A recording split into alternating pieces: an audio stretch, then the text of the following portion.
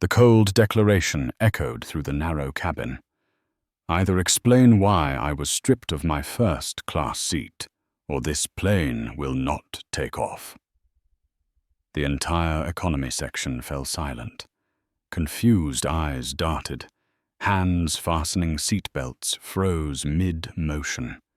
In the aisle stood a tall black man in a once pristine pinstripe suit, now wrinkled after the scuffle.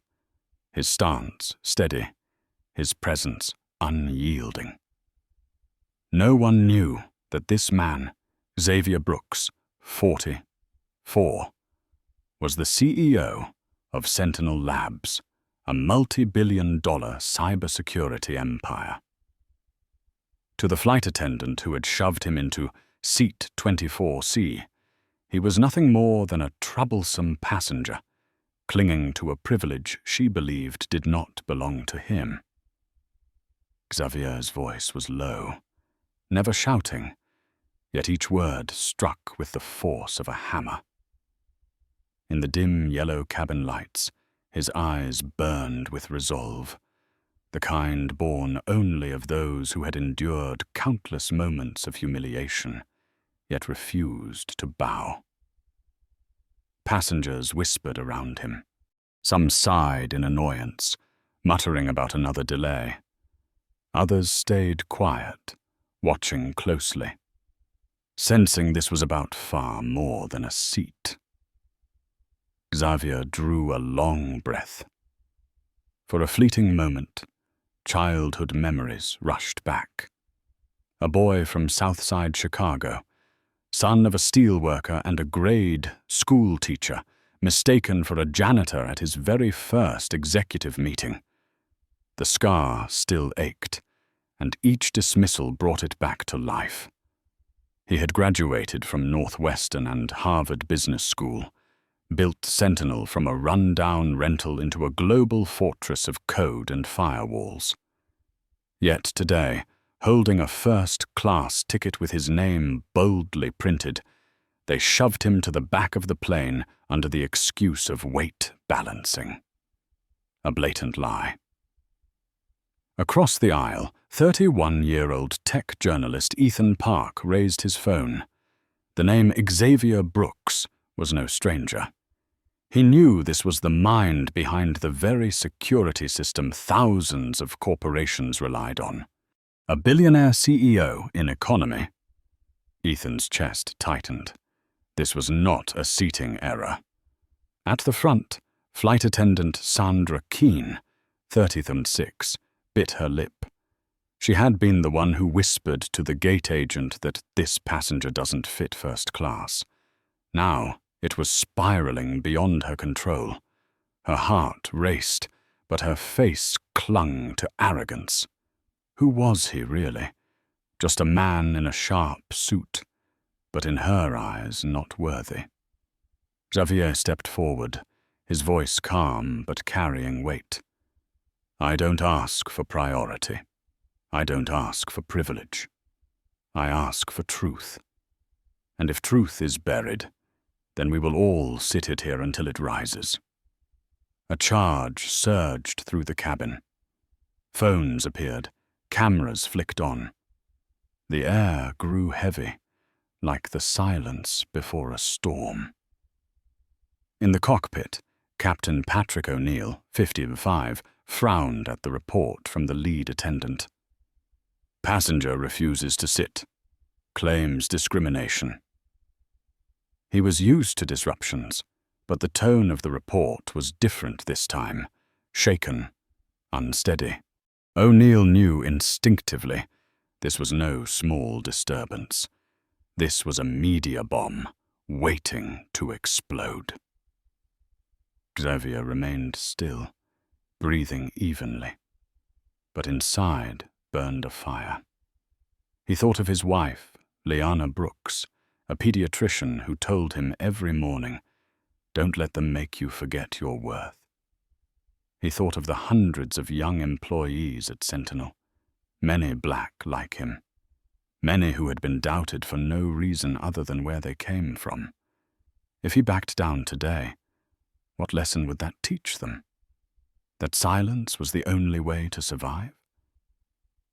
A little girl by the window whispered to her mother, "Mom, why is that man standing? Don't they let him sit in the nice seats?"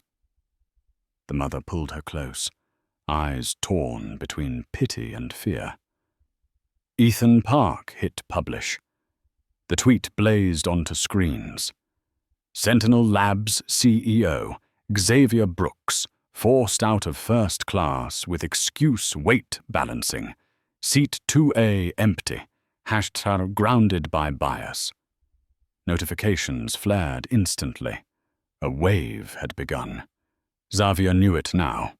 This was no longer about one seat. It was about dignity, about principle, about the truth that a black man, no matter how high he climbed, was still asked to prove he was worthy. He lifted his head, eyes sweeping the rows until they fixed on the door to first class, where seat 2A sat vacant, gleaming like a challenge. In that moment, everyone understood.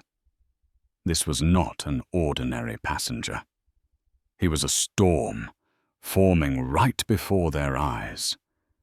And as the cabin door sealed shut, what began as a routine business trip had become a confrontation destined to shake an entire industry. Morning sunlight streamed through floor to ceiling windows, flooding the Atlanta penthouse with golden light. The room glowed, but Xavier Brooks's mind churned like an undercurrent. At 44, he held what many called the American dream. Not just a tech company, but a cybersecurity Sentinel Labs. From nothing, he had turned an idea in a rundown rental into a multi-billion-dollar corporation that guarded the data of the world's largest organizations. Before the mirror, Xavier carefully adjusted the Windsor knot of his burgundy tie. The glass reflected a man with a broad forehead, hair just beginning to silver at the temples, eyes both stern and seasoned. A Tom Ford suit framed his athletic build, preserved since his days as a college basketball player. On his wrist gleamed a Patek Philippe watch, the gift he had bought himself when Sentinel signed its very first multi-million-dollar contract. But today was not like every other day. Today, he was flying to San Francisco to finalize the Horizon Dynamics deal, a $300 million agreement that could define the future of his company. His phone buzzed. On the screen, Nora Patel, Sentinel's COO and his partner since the beginning. He tapped speaker as he packed documents into a leather case. "Everything in order, boss?" Nora's voice came with the click of keyboards in the background. "In order. What about Horizon?" "Legal has cleared all terms. No surprises left. But their CTO still wants to keep the company independent." Xavier smiled. He knew the type. Brilliant with code, but resistant to being absorbed. "Don't worry. I'll speak with him directly. Paper doesn't dissolve resistance, but people can." Nora laughed softly. "Classic you. We've arranged everything. Hotel, car service, board meetings. You just need to land in San Francisco. Then let's write the next chapter for Sentinel," Xavier said, ending the call. In the silence that followed, memories of Chicago rose up. His father, James Brooks. Calloused hands from double shifts at the steel plant. His mother, Eleanor, an elementary school teacher, patiently correcting spelling mistakes in his homework. Every night they reminded him, "You can lose everything, but no one can ever take knowledge from you." His path had never been smooth. With a Harvard MBA and impeccable performance, he had still watched less experienced white colleagues climb the ladder past him. He remembered his first leadership meeting, mistaken for a janitor. That humiliation etched itself into him, fueling the creation of Sentinel, not just to prove himself, but to declare, "We belong at this table." A notification pinged. Time to depart. Xavier grabbed his case and stepped into the private elevator to the ground floor. The doors opened to reveal Leon Harris, his longtime driver, waiting beside a gleaming black Tesla Model S. "Good morning, Mr. Brooks. Big day today." Xavier smiled faintly. "Every day matters, Leon. But yes, today is special." The car slipped into the packed lanes of Atlanta's freeway. Leon glanced in the mirror. "South Gate at the airport is under construction, but we'll make it on time." Xavier nodded, eyes fixed on his tablet. Charts and projections flashed, outlining the integration of company cultures post-merger. He knew 300 million was just a number. Without cultural alignment, everything could collapse into dust. Outside, the Atlanta skyline shimmered in the morning light. This was the city he had chosen for Sentinel's headquarters, not only for its infrastructure, but because it carried the legacy of the civil rights movement. His success was a message to the next generation. People of color could lead global technology. "Mr. Brooks, when's your return flight?" Leon asked. "Tomorrow. If all goes well, we'll celebrate a new chapter." He paused, catching Leon's eye in the mirror. "And Leon, thank you. You always get me to the right place at the right time."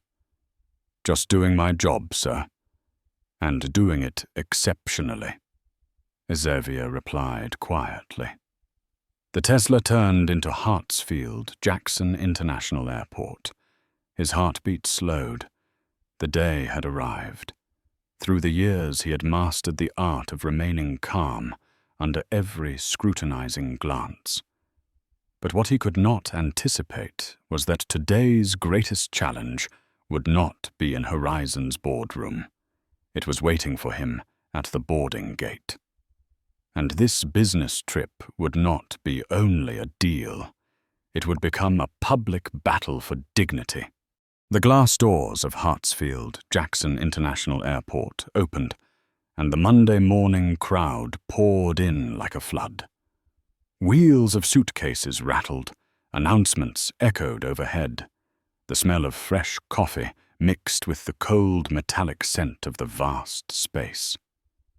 Xavier Brooks walked with steady steps, pulling his cabin bag. In his hand was a first-class ticket, Seat 2A, clearly printed. A seat that had been purchased, confirmed, fully paid. At the first-class check-in, the line was shorter, the carpet deep blue, the signage glowing. A young agent with a name tag reading Amber Davis looked up, her eyes widening for a moment as she saw the name on her screen. "Mr. Brooks, I just read the Business Insider piece on Sentinel Labs. I really admire the AI security technology your company is developing." Xavier gave a small nod, his smile genuine. For once he was recognized for what he had built, not judged for how he looked. "Thank you, Amber. Just my carry-on, I'm not checking bags." "Of course, sir.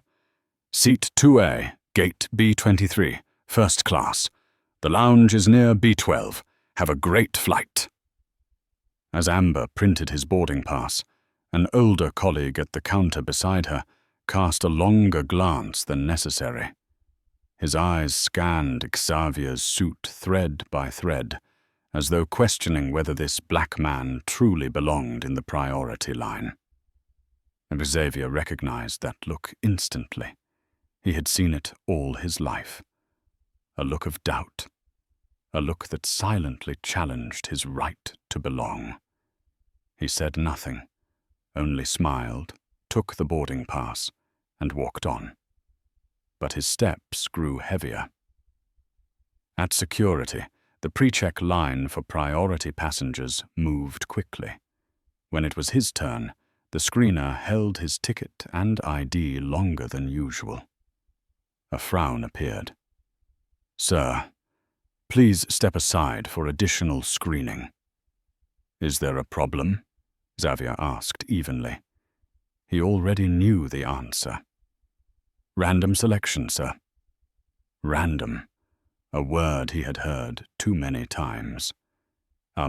Random. So frequent, it was no longer random at all.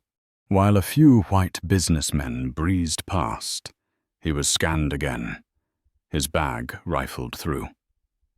10 minutes ticked by. His Patek Philippe watch caught the boarding time on the overhead monitor. 10 minutes here could cost a $300 million deal. At last they waved him through. No apology, only a curt nod.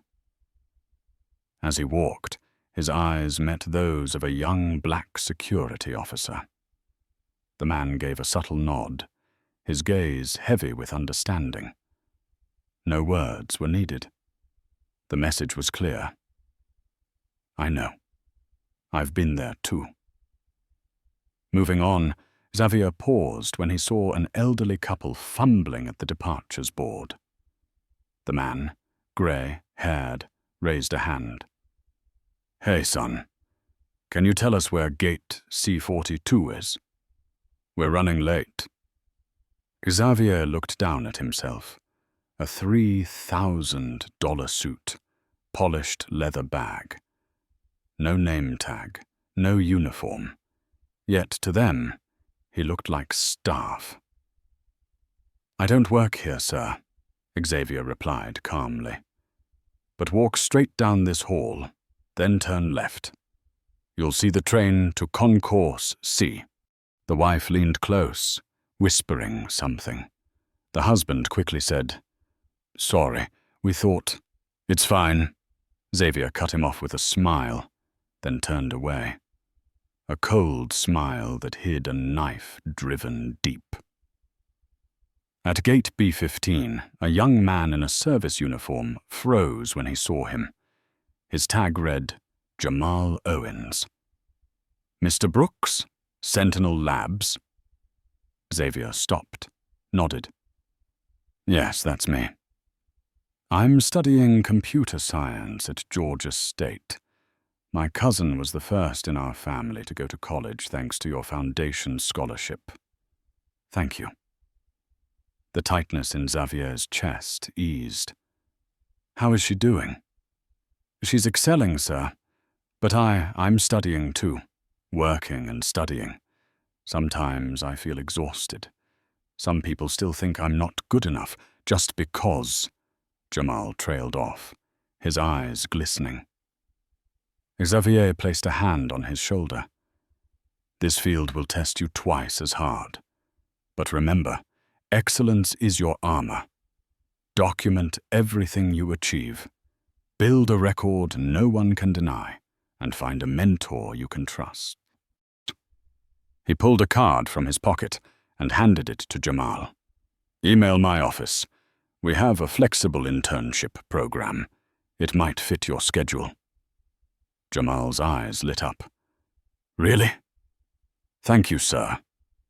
"We only rise by lifting each other," Xavier said, gripping the young man's hand firmly. Leaving Jamal, he passed a bookstore. As he reached for a copy of Harvard Business Review, he felt eyes trailing him. The clerk watched every step, suspicion in his stare. But when Xavier pulled out a platinum card to pay, the man blinked in surprise. Outside, his phone buzzed. A message from his wife. "Liaum. Remember, don't forget the most important thing." Just a single heart emoji. But for them, it was enough. At gate B23, passengers clustered near boarding. A flight attendant stared directly at him. Sandra Keene. She leaned toward a colleague. whispered something, then glanced back at him. Her lips smiled, but her eyes were cold. Xavier sat in the first-class waiting area. Then he heard Sandra's voice, sharp, bitter, carrying clearly behind him. "First-class standards are getting worse. Anyone can sit up here now, no matter how they look." The words dropped like a stone into the already tense air. Xavier flipped through his magazine, masking the familiar sting, the ache of being judged, an unwelcome beginning he had not expected. But deep inside, he knew. Today, they had chosen the wrong man to underestimate. The loudspeaker crackled to life. "Ladies and gentlemen, we are now boarding Atlantic Airways Flight 2518 to San Francisco. First-class passengers and Platinum members, please proceed to Gate B23. The crowd began to shift. Xavier Brooks rose, cabin bag in hand, his first-class boarding pass clearly marked Seat 2A. He drew a deep breath, straightened his collar, and stepped into the priority line. Ahead of him, 3 white passengers, a middle-aged couple and a man in a golf polo, were processed quickly, each met with warm smiles from the agent. When his turn came, Xavier handed over his pass. Colin Webb, a 33-year-old gate agent, offered a mechanical smile, but his eyes dimmed as he glanced at the screen. His brows furrowed, hesitation stretching longer than it should. "Hello, Mr. Brooks. There seems to be a small issue with your ticket." "What issue?" "This is a first-class boarding pass. Seat 2A. It's just a verification step.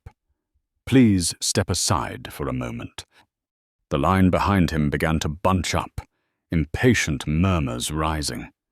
Xavier's voice remained calm. "Can you explain it here? I don't want to hold up the line." Colin forced a smile, though his face was tense. He glanced quickly over his shoulder, where flight attendant Sandra Keene stood watching. She leaned in, whispering something into his ear. Her eyes flicked toward Xavier, cold and sharp. Colin turned back. "I'm sorry, sir. The system indicates we need to adjust seating for weight balance. You'll be reassigned to seat 24C in Economy Plus. We apologize for the inconvenience and have arranged a seat with extra legroom." In that moment, heat surged through Xavier's face. Weight balance? A flimsy excuse he had heard too many times, always a veil for something else.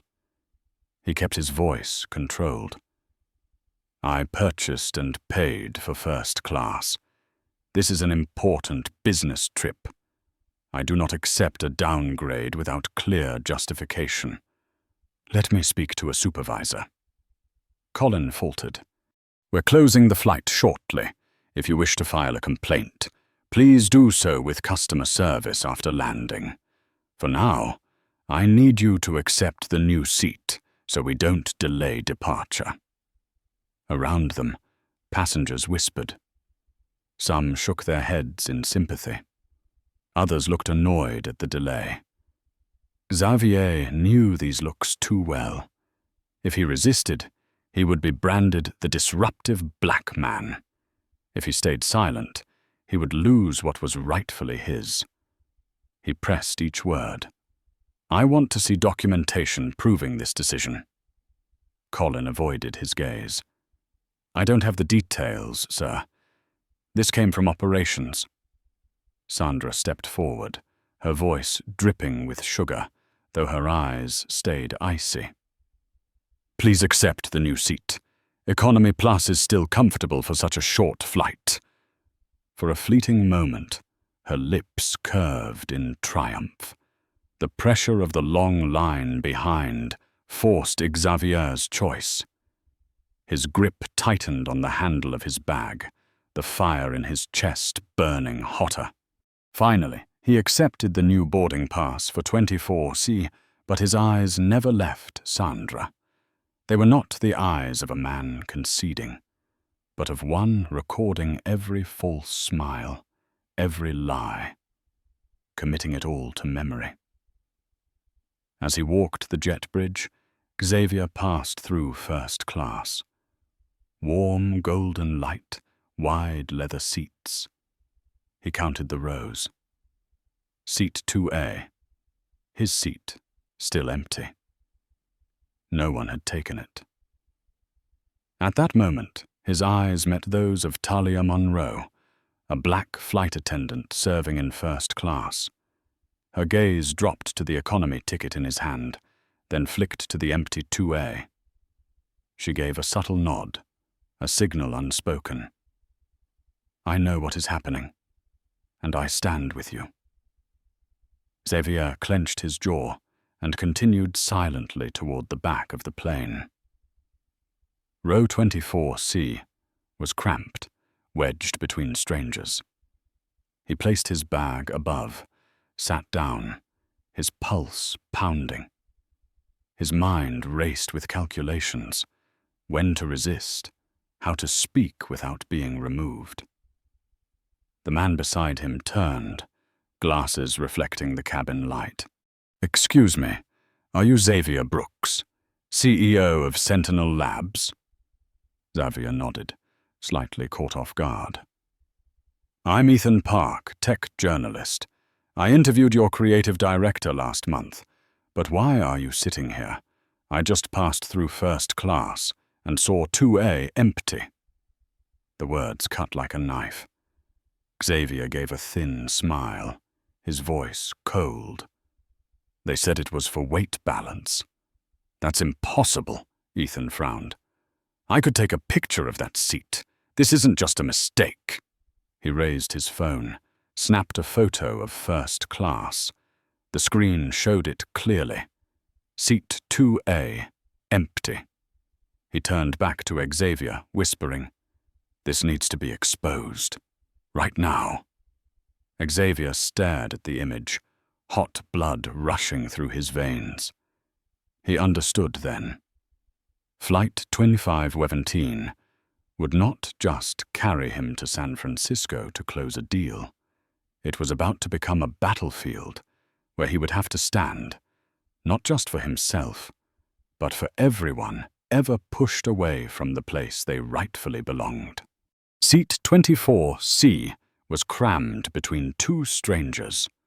The space was suffocating, his knees pressed tight against the seat in front, his shoulders bumping against the elbows of those beside him. Overhead, the yellow cabin lights cast a dull glow, making Xavier Brooks' Tom Ford suit look out of place, like a VIP forced into a crowded bus. He closed his eyes for a moment and drew a deep breath. "Stay calm. Think like a chess match. Don't let them turn you into the disruptive passenger." But his heart pounded, blood rushing hot against the mask of calm he wore. On his right, the man with thick glasses kept glancing his way. Ethan Park, the tech journalist, leaned closer and whispered, "Mr. Brooks, I just posted this photo on Twitter. Look."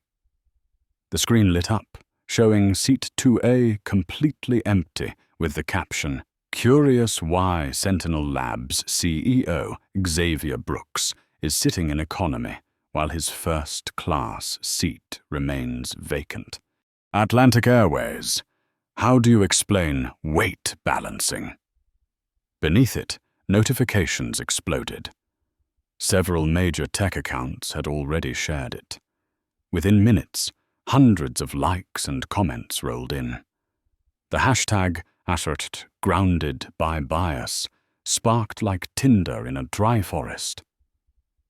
Xavier stared at the screen, emotions clashing inside him, anger and doubt colliding. This was a $300 million deal horizon dynamics waiting in San Francisco.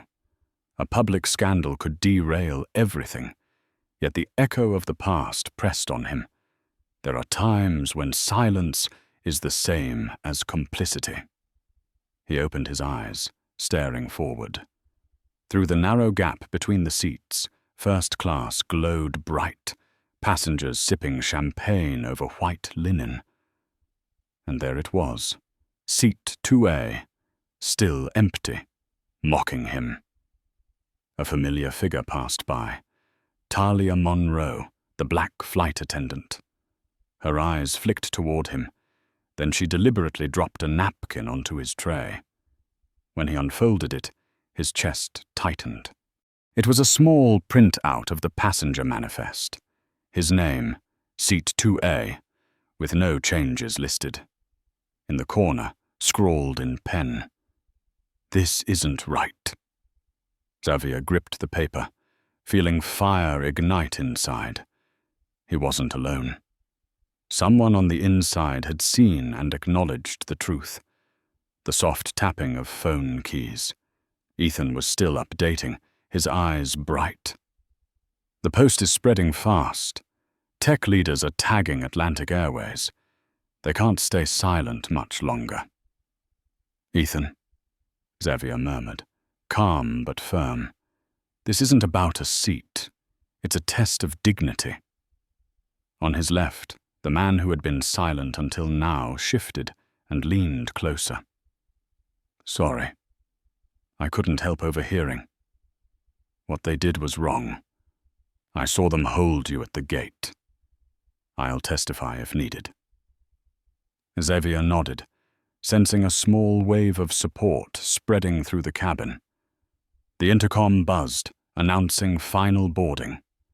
Xavier closed his eyes, hearing his father's voice.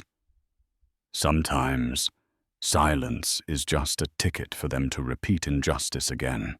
His mother's words followed. "Teach through action, not just words." Ethan's phone lit up again. He showed Xavier the screen. The post had passed 20,000 interactions. The hashtag #GroundedByBias was climbing the trending list. Now industry leaders were chiming in. "If this is true, Atlantic Airways will pay dearly." Xavier inhaled deeply. He knew, if he stayed silent, the hashtag would fade into a sigh on social media. But if he stood up, it could strike at the core of an industry too used to looking away. A flight attendant's voice rang out firmly. "Please fasten your seatbelts. We are preparing for departure." Xavier placed his hand on the belt, but he did not click it. In his chest, he knew the moment of choice had come. He could sit quietly, land safely, and pursue the $300 million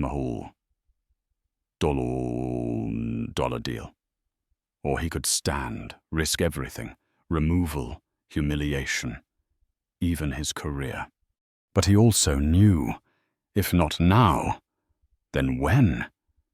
And if not him, then who? Xavier opened his eyes, his gaze sharp as steel. He unlatched the belt, laid the napkin with the manifest flat on the tray. His body rose, tall and commanding. Every eye locked on him. The cabin, once buzzing, fell silent, broken only by the hum of the engines. "Excuse me." His voice rang clear, each word cutting through the air. "I need to speak with the captain. There is a serious issue that must be addressed before we leave the ground." Ethan tilted his phone, the camera rolling, recording every second. In that moment, Flight 2519 was no longer just a journey from Atlanta to San Francisco. It had become an arena where one man, treated as less, would force the world to confront the truth. And the storm, at last, had begun. The metallic click of an unfastened seatbelt echoed through the silent cabin, like the signal to begin. Every eye in economy turned toward Xavier Brooks. He stood tall, broad-shouldered, blocking the aisle, his voice resonant but never shouting. "I need to speak with the captain. Right now." The air trembled. A few passengers raised their phones to record. A middle-aged man nearby whispered, "Oh God, this is going to blow up." From the front, flight attendant Sandra Keene, 30,006, strode quickly down the aisle, her face tense, her voice sharp and shrill. "Sir, return to your seat and fasten your belt immediately. The plane is preparing for takeoff. You are obstructing flight safety." Xavier met her gaze, his eyes like cold steel. "No, I am not obstructing. I am requesting to speak with the captain. The first-class seat I purchased remains empty, while I was forced into economy under a fabricated excuse. This is clear discrimination." Sandra's face flushed, her tone cutting like a knife. "If you do not comply, we will call security. You will be removed from this flight." A wave of murmurs spread through the cabin. A white woman seated in first class, having overheard, stood and spoke out. "This is outrageous. I just walked past. Seat 2A is completely empty. Why is he not allowed to sit there?" Sandra shot her a look, her face briefly faltering, but she snapped back. "Please do not interfere. This is a technical issue." Ethan Park, the journalist seated beside Xavier, raised his voice clearly. "I am a technology reporter. I photographed the empty seat, and I am streaming live. This is no longer a technical issue. This is open discrimination." Sandra froze. The cabin erupted into whispers, gasps, and the glow of raised phones. An elderly man in row 26 spoke up. "I fly this route weekly.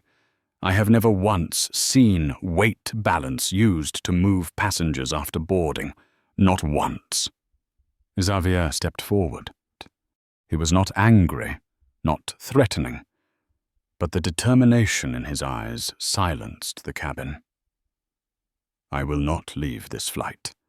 I will not return to an economy seat.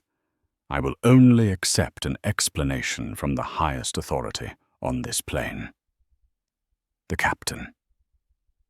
Sandra opened her mouth to protest, but just then the cockpit door swung open. Grace Lynn, the 34-year-old first officer, stepped out. Her voice was calm, though strained. "What is happening here? We cannot depart with a passenger standing in the aisle." Xavier turned to her, his tone unwavering. "My name is Xavier Brooks.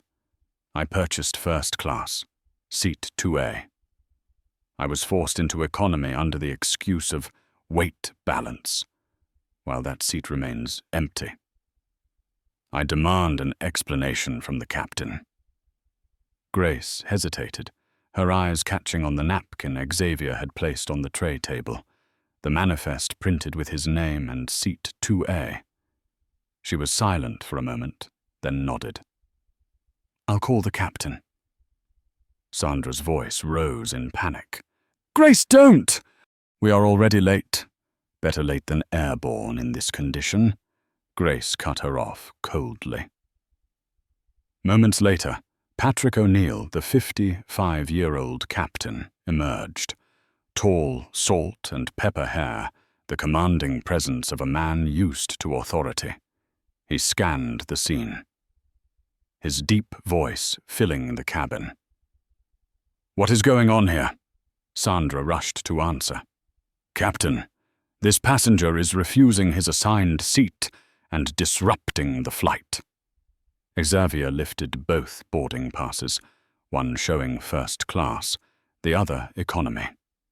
His voice was steady, ringing through the silent cabin. I am not refusing my assigned seat. I am refusing deceit. This is my original first-class ticket, seat 2A. That seat remains empty. No documentation proves this reassignment was necessary. I have been discriminated against, and I will not stay silent." His words fell heavy as a gavel strike. Captain O'Neill frowned, taking the manifest from Talia Monroe's hand, scanning it quickly before raising his eyes, now dark and stormy. He turned to Sandra, his voice firm. "Is it true that Mr. Brooks was issued seat 2A?" Sandra stammered. "Yes, but ground operations said," Patrick cut her off. "Enough. I need the gate agent here immediately." Murmurs rippled across the cabin. Some passengers began to clap. Ethan Park whispered into his phone, "This is live. The hashtag #GroundedByBias is already trending at the top of the region."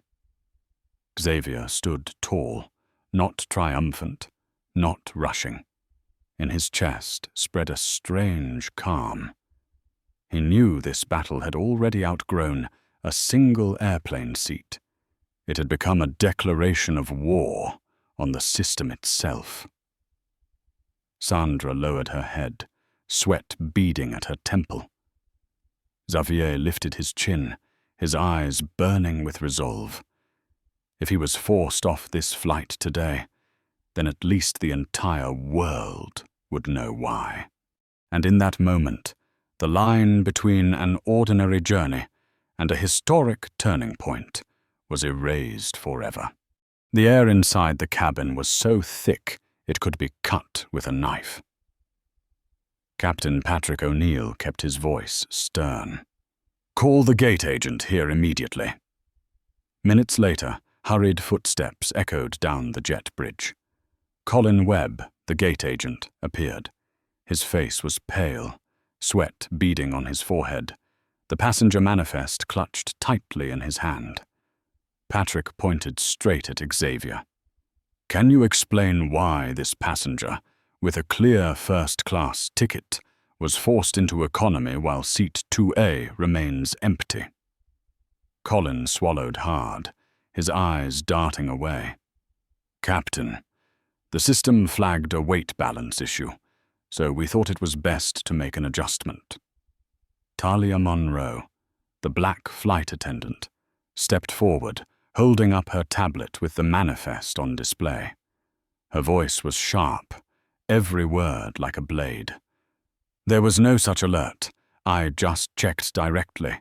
Mr. Brooks is clearly listed in seat 2A. No other passenger was reassigned. Only him." A low murmur spread across the cabin. An older male passenger in row 3 shot to his feet. "I fly this route every week. Never once have I seen weight balance used to force a seat change right at boarding. This was clearly deliberate." Colin was speechless, the weight of every eye in the cabin pressing down on him. Behind him, Sandra Keene tried to interject, her voice sharp. "This is just a misunderstanding. We shouldn't blow it out of proportion." But it was far too late. Ethan Park raised his phone, his voice clear and firm. "I have already posted the entire incident. The empty seat, the manifest, all of it. The hashtag #GroundedByBias is trending nationwide. Tens of thousands of people are watching." Colin's face turned ashen. Patrick turned to Sandra, his eyes blazing with anger. "Were you involved in this decision?" Sandra hesitated, darting a glance at Colin before stammering softly. "I only suggested that. It should be verified. Because," her voice trailed off, but the implication was clear to everyone in the cabin. A black woman seated in economy stood, her voice trembling but strong. "This isn't the first time. I've been asked for my ticket 3 times on a flight, while the white passenger next to me just flashed theirs once." A younger man in a grey suit added, "I'm a labor lawyer. These testimonies are more than enough to establish a pattern of discriminatory behavior." The pressure swelled like a tidal wave.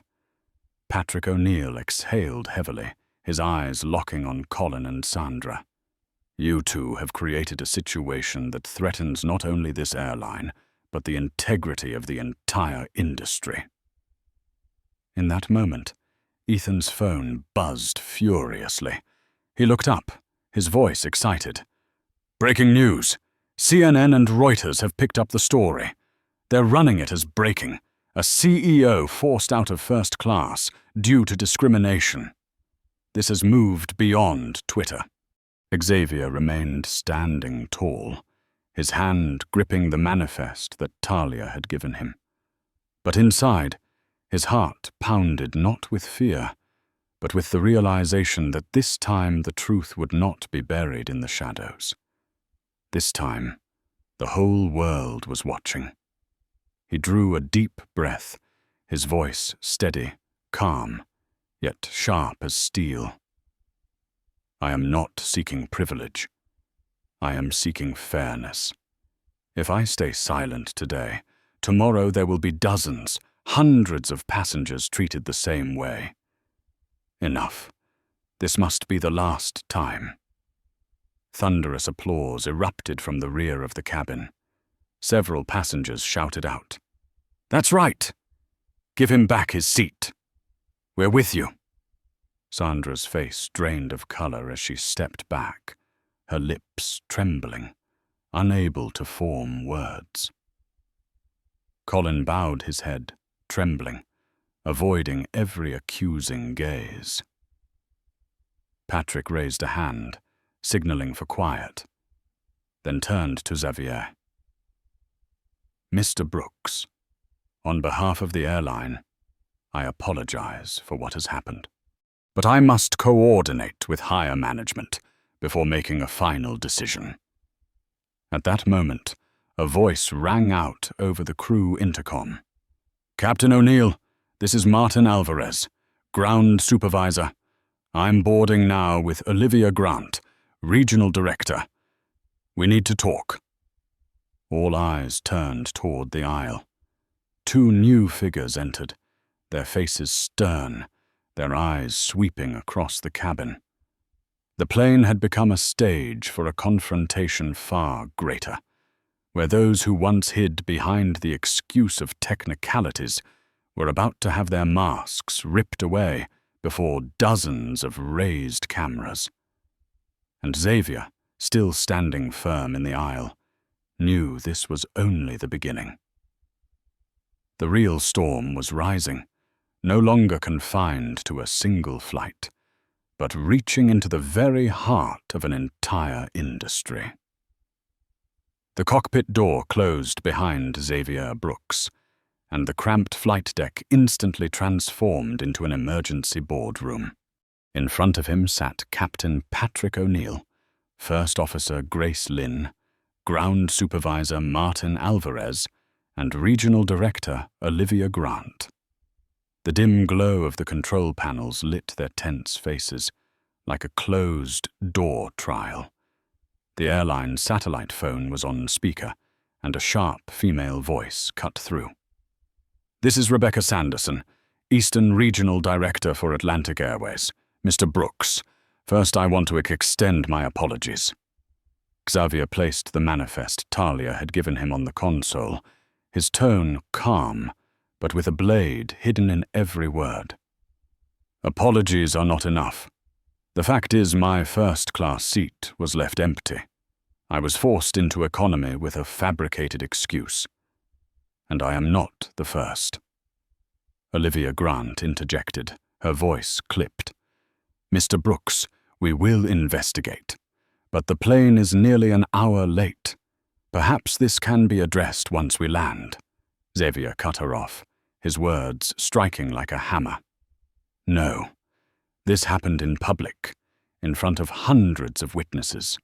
It will be addressed publicly, right here. Patrick O'Neill looked at Olivia, then nodded. He had flown for decades, but he had never seen a moment like this. The world was watching. Rebecca's voice returned over the line. Mr. Brooks, we are aware you are the CEO of Sentinel Labs. I've also been informed your company is in the process of acquiring Horizon Dynamics. Coincidentally, Atlantic Airways is considering a new cybersecurity partner. Sentinel is on that list. A tense silence fell. Olivia's brow furrowed. Martin glanced away, and Patrick pressed his lips together. Xavier stared straight at the phone, his voice ringing clear. If you are suggesting that I will be treated better because my company could sign a contract, then you have misunderstood me. I am not asking for favoritism. I am demanding change. Rebecca paused for several seconds, then her voice softened. Then what do you want? Xavier sat tall, his eyes sharp. This was no longer about a passenger.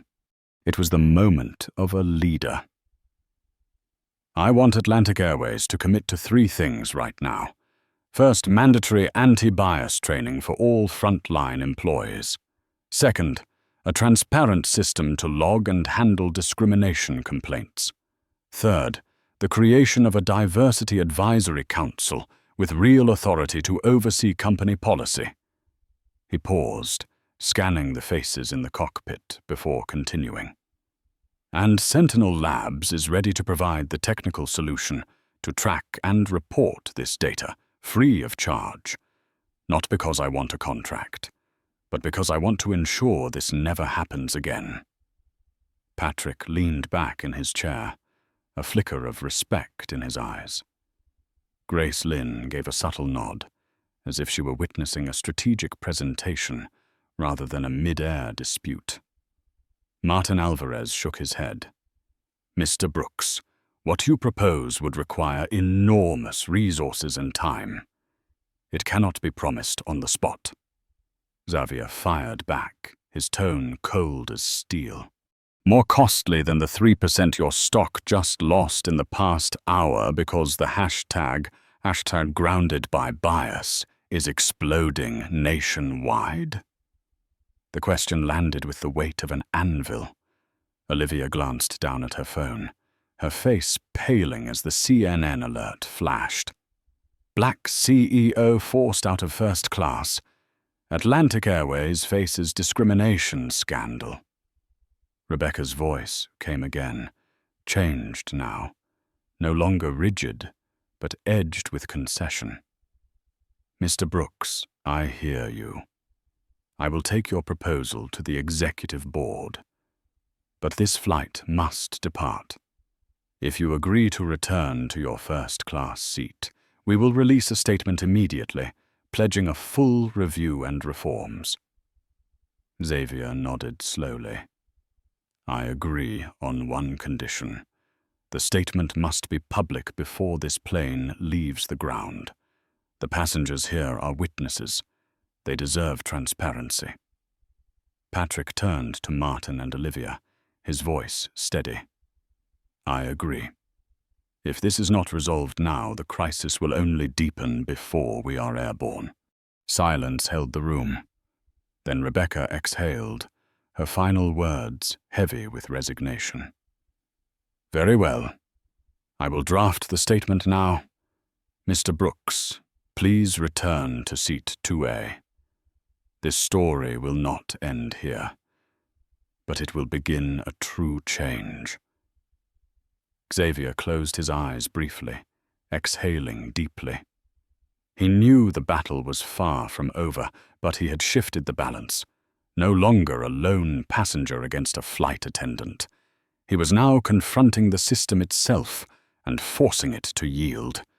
He turned and stepped out of the cockpit. Beyond the door, dozens of eyes waited, and as it swung open, a thunderous applause erupted like rolling thunder. Thunderous applause filled the cabin as Xavier Brooks stepped out of the cockpit. It was not the kind of cheer heard at a concert, but the steady heartbeat of people who had witnessed injustice and finally saw someone stand against it. He stood tall in the aisle, his broad shoulders squared. The first-class ticket in his hand was no longer just a slip of paper. It had become a symbol of truth affirmed. Talia Monroe stepped forward, offering him a cold bottle of water. Her voice was soft, yet clear. "Thank you, sir, on behalf of all of us." Xavier gave a small nod, his eyes falling on Sandra Keene. The flight attendant's head was bowed, her hands clenched tightly, unable to meet his gaze. Colin Webb, the gate agent, sat hunched in the jump seat, sweat streaming down his face. Xavier walked slowly toward the first-class cabin. With every step he heard the whispers. He did the right thing. It's about time someone stood up. Unbelievable this still happens in 2024. A little girl in a middle seat waved timidly. "Mister, I hope you win." Xavier bent down, gave her a warm smile, then moved on. Seat 2A glowed, waiting. He sat down, the soft leather enveloping him. But it felt different from every other flight. This was no longer a seat bought with money. It was a seat reclaimed with resolve. His phone buzzed non-stop. A message from Nora Patel, COO of Sentinel Labs, flashed on the screen. "Xavier, you're on every news outlet. Stay calm. The board fully supports you." Another call came from Horizon Dynamics, the company at the center of the $300 million deal. He answered, the CEO's voice brimming with enthusiasm. "Mr. Brooks, I just saw the news. Honestly, we're impressed. A leader who stands up for principle, that's exactly the kind of partner we want. Let's move up the meeting. We'd like to see you sooner." Xavier smiled faintly, his heart surging. What could have derailed the deal had become his advantage. Sometimes risking a battle meant winning the war. Behind him, Ethan Park was still typing furiously, his eyes glowing as if he had struck journalistic gold. Passing seat 2A, he whispered, "Mr. Brooks, this isn't just a story. It's the headline. I want an exclusive interview when we land." Xavier returned his smile. "We'll talk in San Francisco." A male flight attendant lifted the intercom, his voice unsteady but heavy with meaning. "Ladies and gentlemen, Atlantic Airways apologizes for the serious incident earlier. On behalf of Captain O'Neill, we commit to a thorough investigation and corrective action. We thank you for your patience." Applause broke out again, not raucous but solemn, a witness's seal that they had seen, they had heard, and they would remember. Xavier leaned back, exhaling a long breath. Through the window, Atlanta's runway shimmered in the late sunset.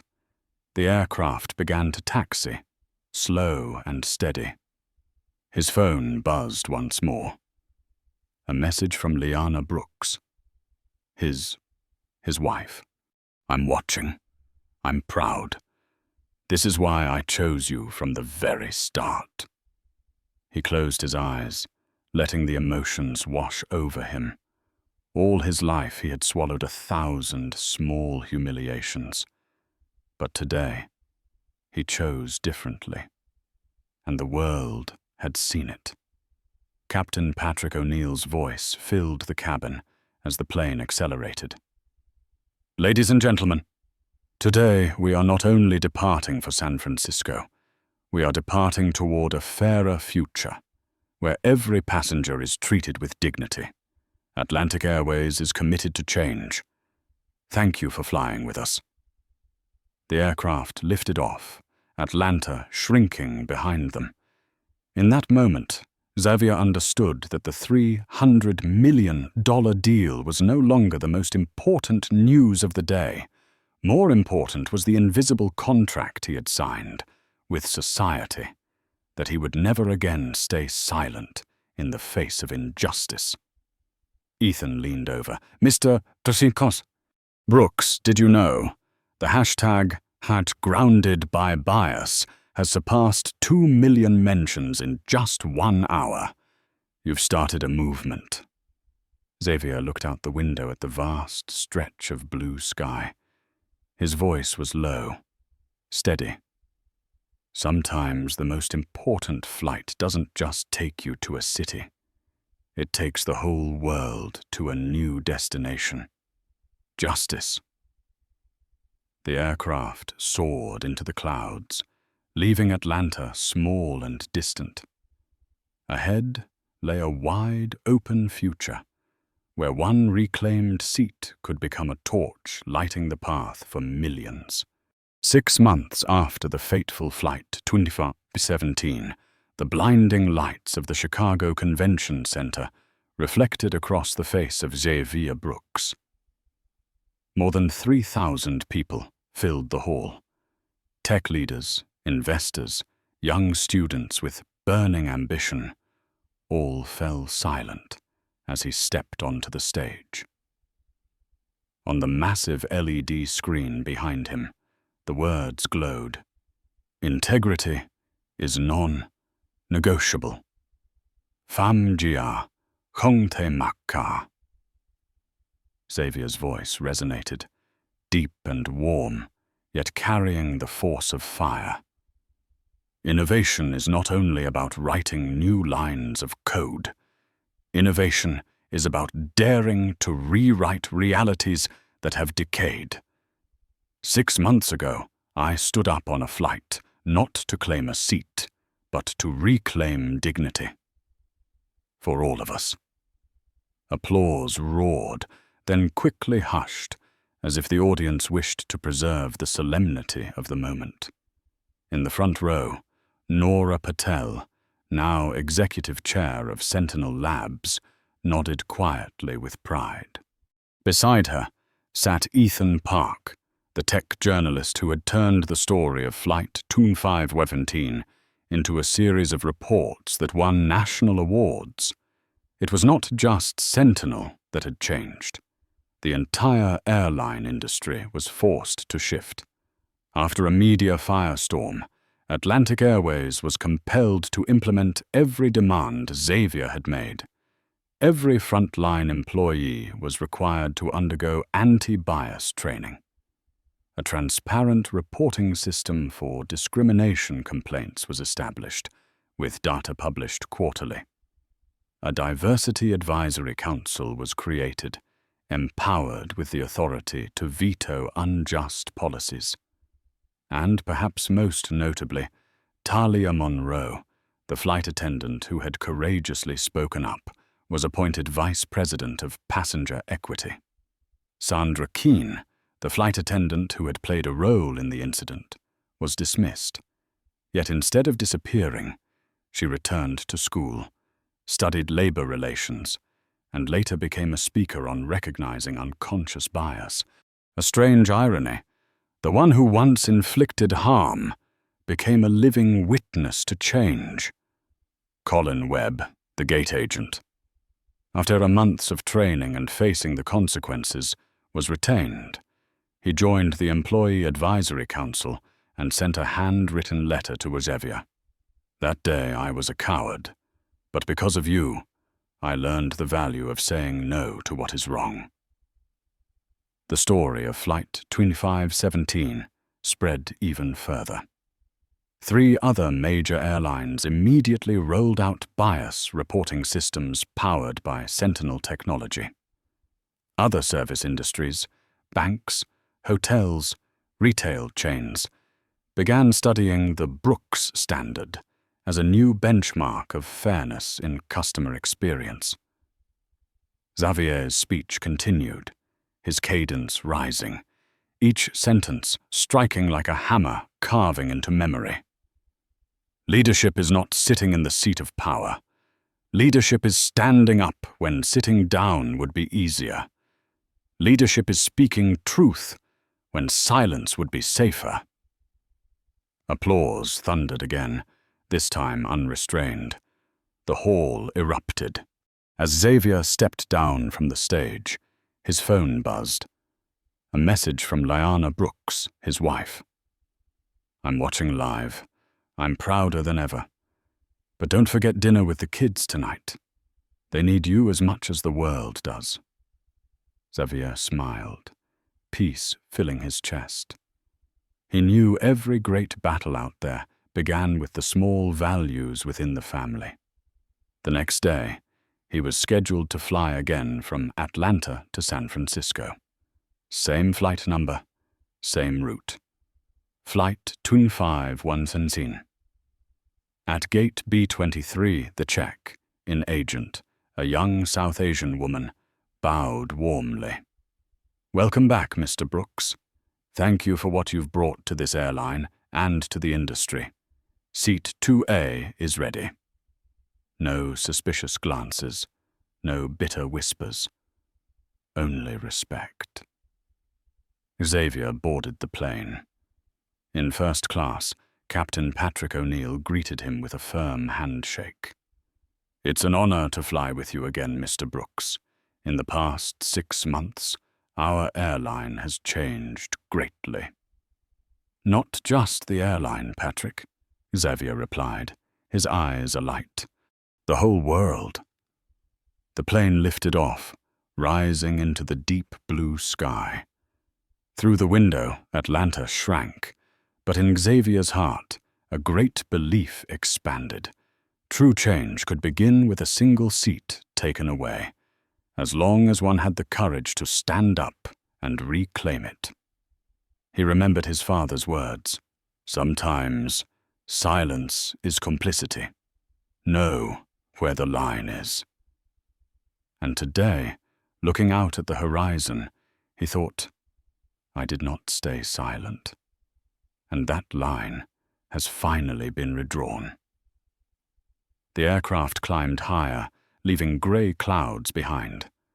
Ahead, the sun blazed, a sign that from now on, passengers on any flight would be treated under a single principle. Dignity is untouchable. There are flights that only take us from point A to point B, but Flight 25117 carried the entire world to a different destination. Justice. From a first-class seat that was taken away, Xavier Brooks transformed a moment of injustice into the spark that ignited reform across an endless industry. The question now is no longer whether he kept seat 2A. The question is this: if one day you were judged not by your effort or your achievements, but by the color of your skin or your appearance, would you stay silent and accept it? Or would you rise and change the system? If this story resonates with you, hit like to show your support, share so others can see it, and subscribe so you won't miss the next stories, where moments that seem small carry the power to shake the entire world. And leave your comment below. What would you do if you were in Xavier Brooks's place? Because sometimes it only takes one person brave enough to stand up to rewrite the rules for all of us.